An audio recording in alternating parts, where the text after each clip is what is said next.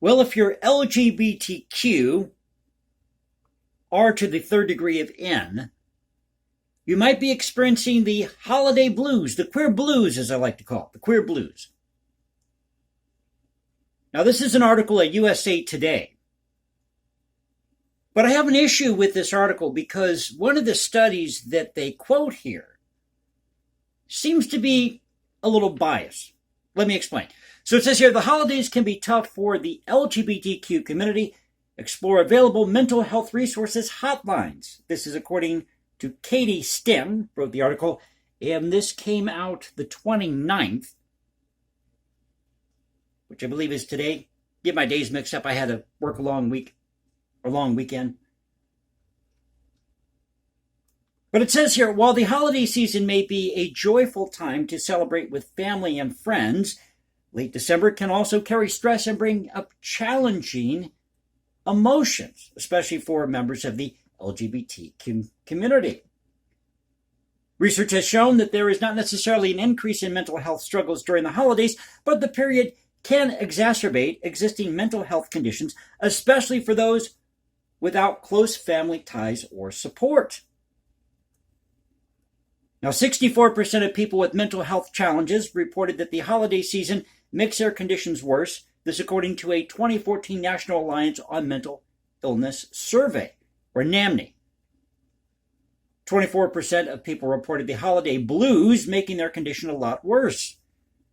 But it's worse if you're LGBTQ.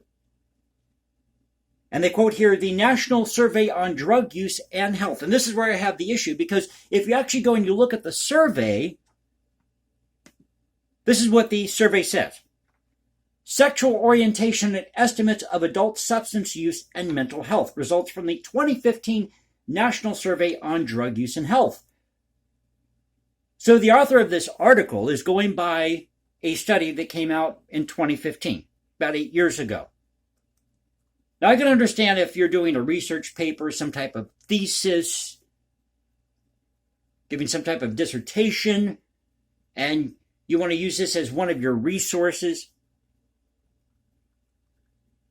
But it seems a little outdated, unless this is the latest information they have here.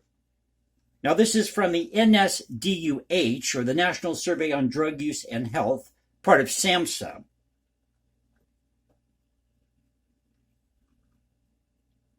But it says here, research suggests that sexual minorities, and this is what they do, they call people who are LGBTQ in this survey sexual minorities, and those who are heterosexual, the sexual majority.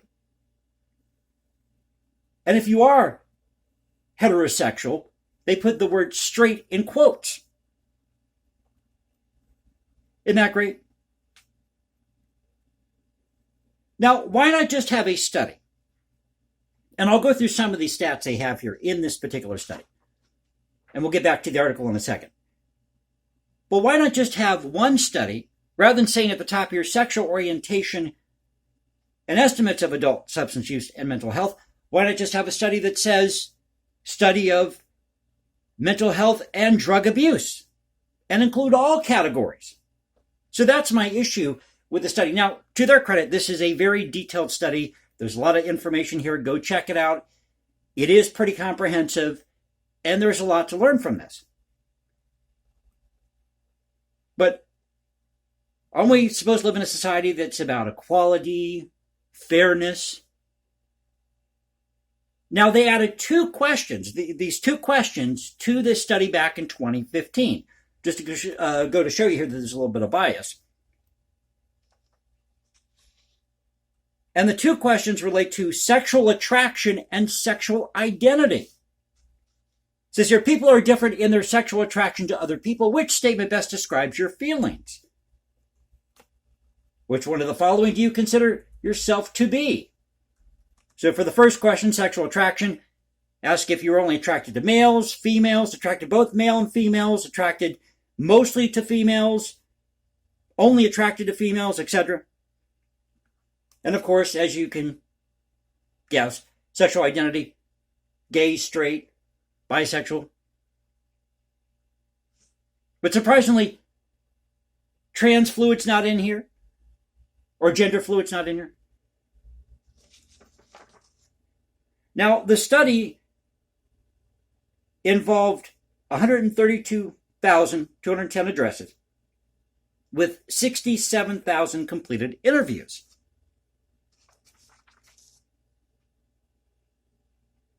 $30,000 of those completed interviews were by those who were 18 or older who identified as LGBTQ. 55%, 12 or older, completed the survey. 68.4% for adults.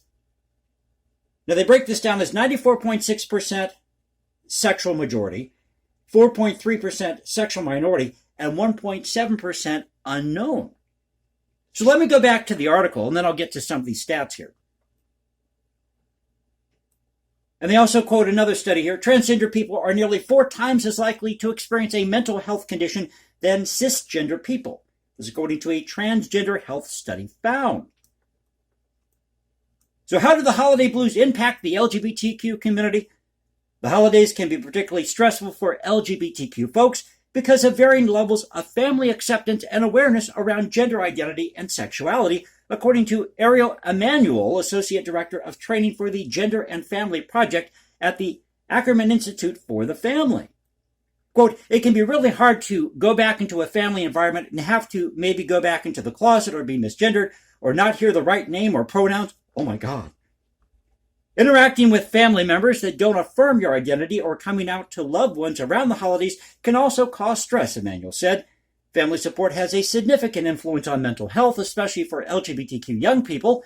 LGBTQ young people who felt high social